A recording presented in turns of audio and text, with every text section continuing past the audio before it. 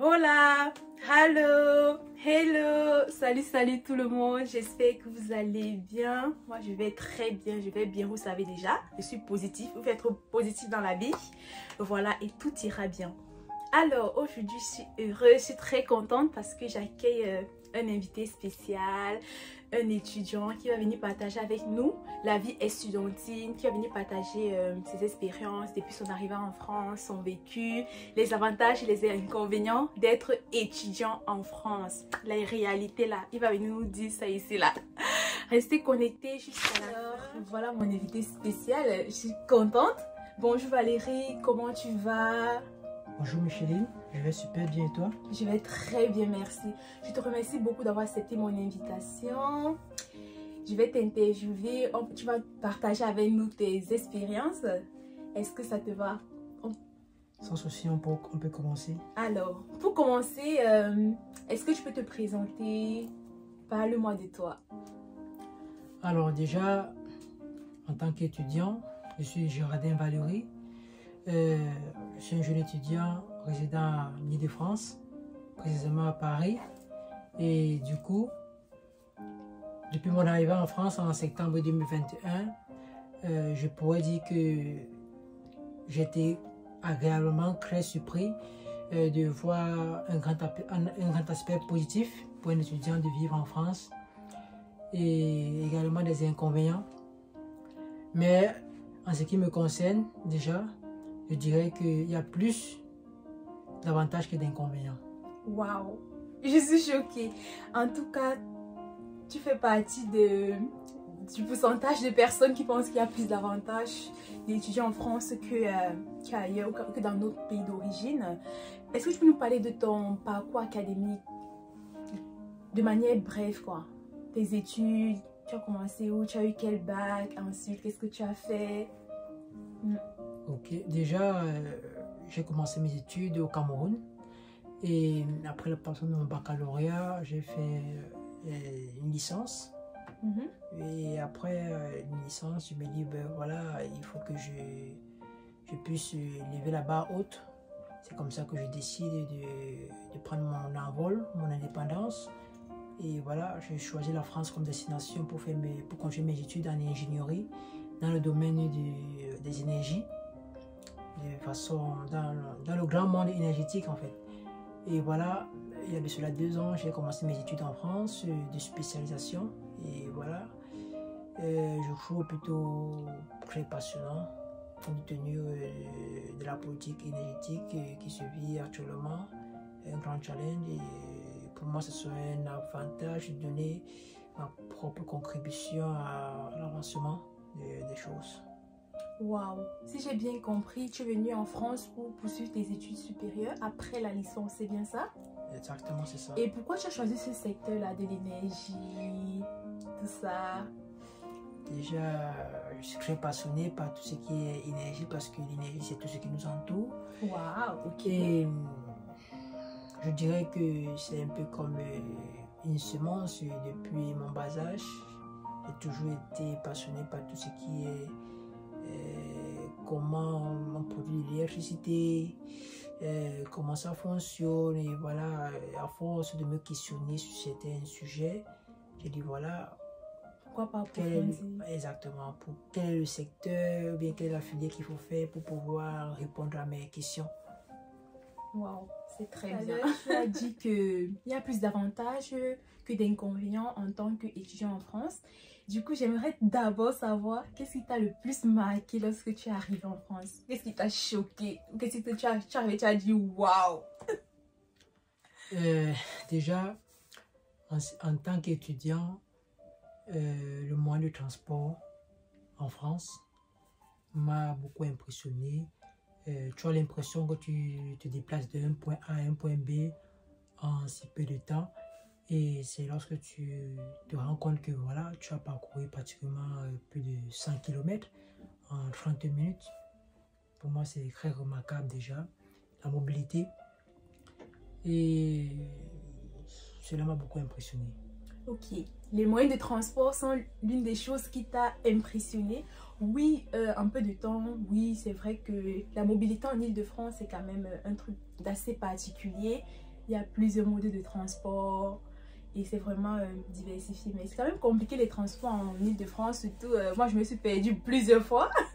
Et pour aller d'un point A à un point B, il y a des endroits toujours à Paris, toujours en Île-de-France que tu peux effectuer 1h30. Donc c'est quand même chaud. Et pour également, pour s'intégrer, je vais dire ça comment, pour s'habituer avec les transports en Île-de-France, c'est compliqué parce que même les touristes, ou bien lorsque j'accueille les étrangers, ils ne comprennent pas les transports en Île-de-France. C'est un truc de fou quand même. Mais je suis d'accord avec toi sur ce point, que c'est vraiment impressionnant et sophistiqué. As-tu un autre point qui t'a marqué lorsque tu venais d'arriver ou pas? Oui, bon, en plus des transports, qu'est-ce que je peux ajouter d'autre? Il y a l'aspect architectural. Oui. Au niveau de l'architecture, je vois, il y a un design particulier contrairement à mon pays d'origine. Ok. Et voilà, je peux dire que également l'un des points, j'ai remarqué que tout le monde est pressé. Ah oui. Donc, Tout le monde est speed. Il n'y a pas le temps pour dire voilà, il va falloir demander un renseignement à une personne parce que lui également la personne est pressée. Et voilà, c'est un peu ça. Oui, je vois. Et je dirais également que le côté la vie est différente. Ici, chacun, comme on dit souvent en anglais, mind your business. Chacun doit focus sur ses objectifs. Hein. Ouais, c'est ça.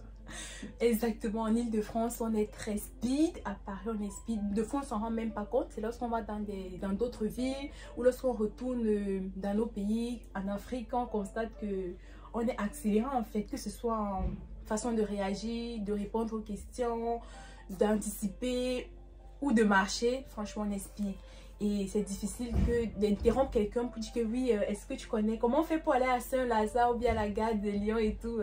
La personne est speed et tout. Mais moi, je prends toujours le temps de m'arrêter pour aider la personne si je suis pas en retard où je vais. C'est important. Comme autre question, je vais chuter sur... Pourquoi tu m'as pas dit ce qui ne t'a pas plu? J'aimerais également savoir qu'est-ce qui ne t'a pas plu ou bien qu'est-ce qui ne te plaît pas. Si tu peux partager avec nous. Déjà... Un des points négatifs, je ne sais pas si c'est négatif ou bien ça varie en fonction des personnes, mais selon moi, d'après toi, je peux dire qu'il va falloir s'habituer à la solitude. Oui, il va falloir s'habituer à rester seul. Déjà, si quelqu'un n'était pas à l'aise, ce serait très difficile. Et voilà, savoir que tu dois prendre les choses en main. Tu dois te prendre en main, quoi. Tu dois Obligé. te prendre en charge et voilà. Lorsque tu te lèves le matin, tout dépend de toi. C'est plus le moment où il va falloir... Il n'y a plus les parents, oui, les tontons, les grands-mères qui vont dire fais ceci, fais cela. Ou bien pense, tu es obligé de penser à toi-même, d'être responsable, pas envie de dire obligatoirement en fait. Tu es obligé de prendre ta vie en main, sinon t'as pas le choix dans tous les cas. Ouais, oui. La vie ne te donne pas le lait, quoi. Tu dois payer les factures, tu dois manger, c'est compliqué. Surtout à la fin du mois, c'est la période la plus stressante. D'autant plus que moi particulièrement, je vivais tout seul. Donc, c'était pas évident de joindre les deux bouts. L'école en même temps, faire des petits boulots. Mais bon, rien n'est impossible lorsqu'il y a de la volonté, il y a de l'engagement, il y a de la discipline et voilà, tout va avec. Ouais, la discipline c'est important. Voilà, tu es déjà en train de répondre à ma dernière question. Mais bon, on va y arriver. Et du coup, en tant qu'étudiant en France, quels sont tes challenges ou quelles sont tes difficultés? Tout va bien, tout passe crème, c'est parfait, ou bien il y a aussi les petits bobos Ah ben oui, c'est ça. Hein. Comme je peux dire que en toute chose dans la vie, il y a toujours des hauts et des bas. Je dirais qu'il y a eu des difficultés, mais elles n'ont pas toujours été à l'extrême. D'accord. Compte tenu qu'il y a un mot que lorsque je quittais du pays, mon papa me disait toujours il va falloir anticiper et il va falloir s'adapter. Donc tu n'as pas le choix. Donc du coup, lorsque je suis arrivé, directement j'ai demandé aux anciens les difficultés qu'ils ont rencontrées. Ok. Et en fonction de là, je me suis adapté, j'ai essayé d'anticiper et de modéliser en fonction de moi et de mes capacités propres. Ok, c'est continué. J'aime bien en fait lorsque j'échange avec des amis et tout, savoir le talent, leur qualité et tout. Dis-moi Valérie, quels sont tes talents? Est-ce que tes talents t'ont poussé à choisir le secteur de l'énergie, de l'électricité, le domaine que tu fais tes études, ou bien tu as des talents cachés que tu vas utiliser, par exemple, pour lancer un business plus tard, ou bien pour lancer un business en tant qu'étudiant au lieu de faire des jobs étudiants? Quels sont tes talents? Déjà, je ne sais pas si je dois mettre ça dans la classe de talent ou bien de qualité. Vas-y, Ouais. pas de souci. Je dirais que ce qui m'a permis de mieux m'adapter dans mes études, il y a la persévérance, la curiosité. Pour moi, je dirais que c'est quelque chose qui a commencé depuis tout petit.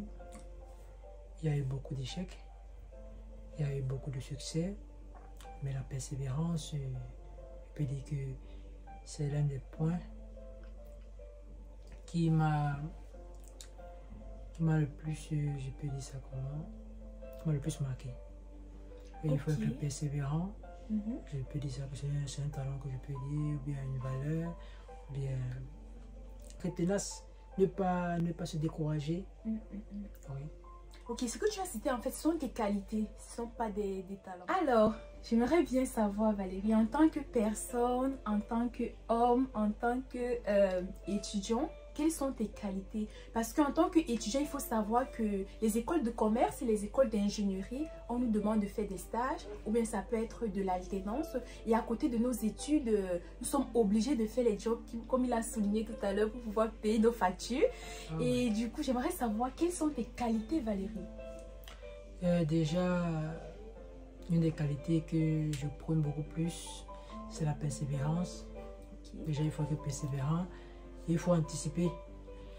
Anticiper te permet de voir au-delà des différents obstacles. Et à côté de ça, je peux dire la discipline. Ok. Et voilà, de façon globale, les qualités que je mets en avant tous les jours. Et la discipline, la persévérance, et voilà. Discipline, persévérance, anticipation, adaptabilité, surtout persévérance. Ah, ça c'est vrai. Et il faut toujours s'adapter, peu importe là où on s'en va. Dis que voilà, quand tu es nouveau quelque part, une personne qui s'adapte se plaint le moins. Et il fait avec le système et il vit de façon continue.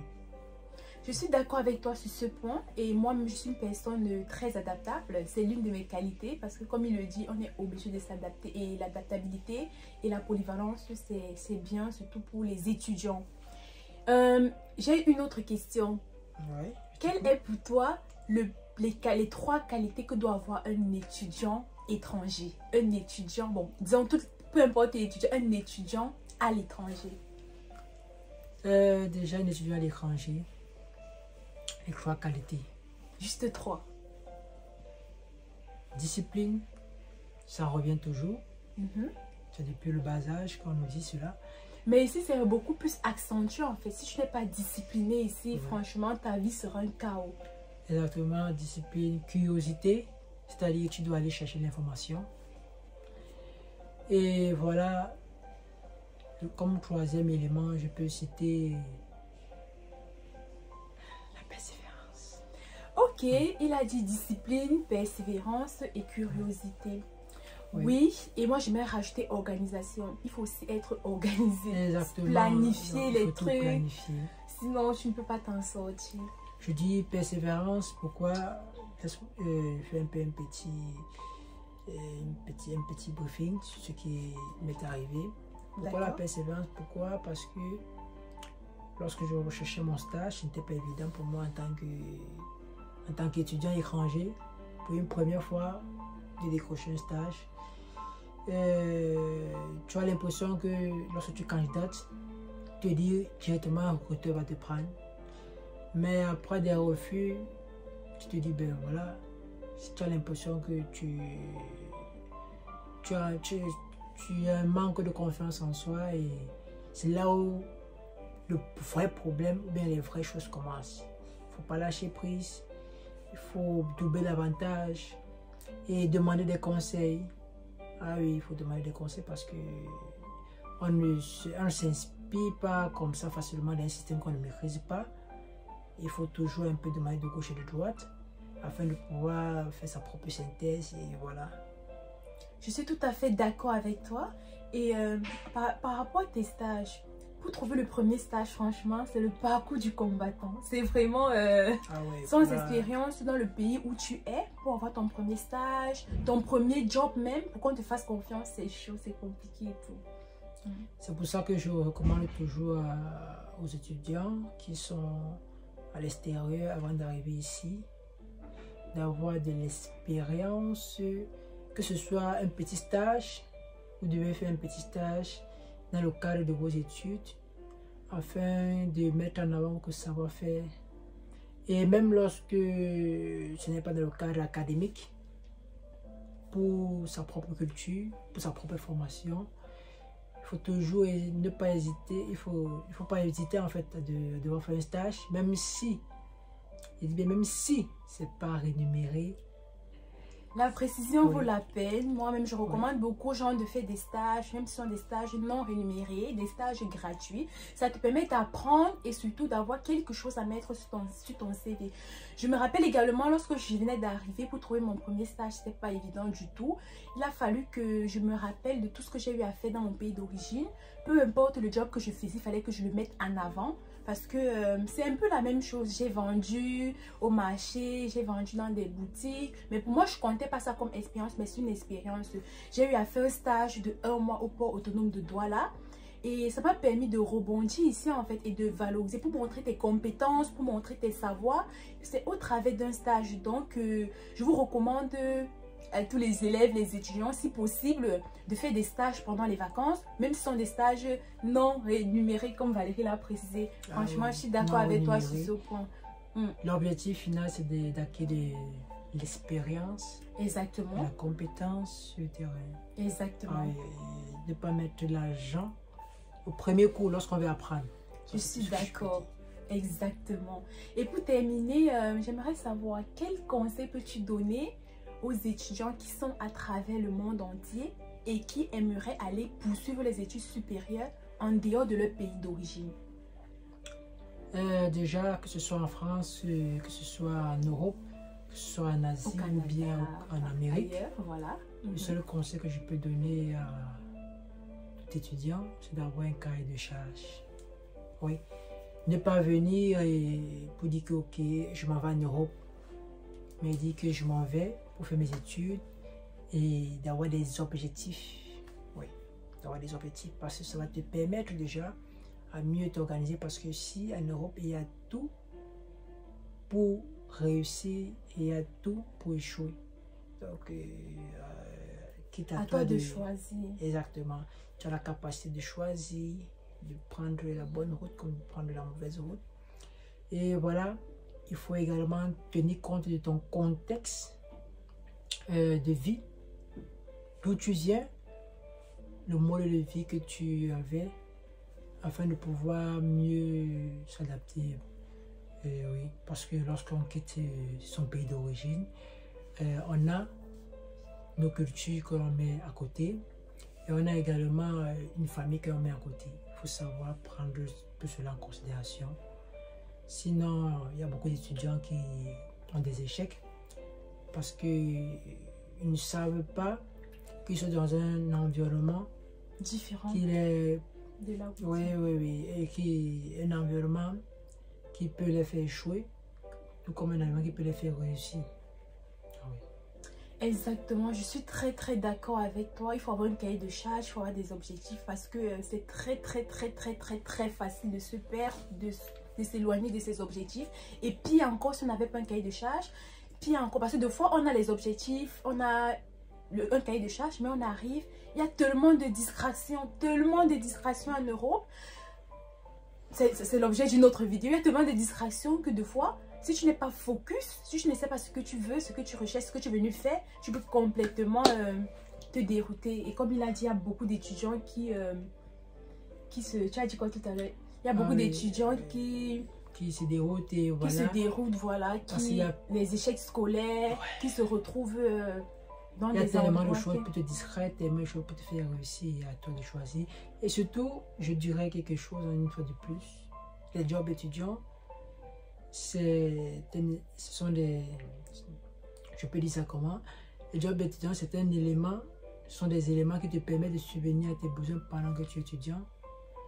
Mais ne prenez pas ça comme si tout était acquis. Parce qu'il y a des étudiants qui se disent, voilà, ben, je touche à 1000 euros en tant qu'étudiant, job, et ça va, si je laisse l'école, ça va aller. Non. Attention. Surtout ne pas faire cela, c'est l'erreur à ne pas commettre parce que des fois il y a des jobs que tu gagnes de l'argent comme ça, tu te dis que pourquoi je vais aller à l'école. Je vais prendre un exemple rapidement pour terminer, surtout en Allemagne. Moi-même j'ai failli aller faire des jobs étudiants, on va dire ça comment. Mais c'était pendant les vacances des jobs dans une entreprise spécifique en Allemagne que tout le monde y passe parce que c'est bien payé. Tu te retrouves avec 2000 euros comme ça là. Waouh! Et des fois, ça déroute beaucoup d'étudiants lorsqu'ils commencent à travailler, gagnent de l'argent. Ils se disent, waouh, 2000 euros, je peux faire beaucoup de choses et tout et tout. En oubliant qu'ils sont venus dans ce pays-là pour étudier, qu'ils ont un titre de séjour, une carte d'identité, rien que pour les études.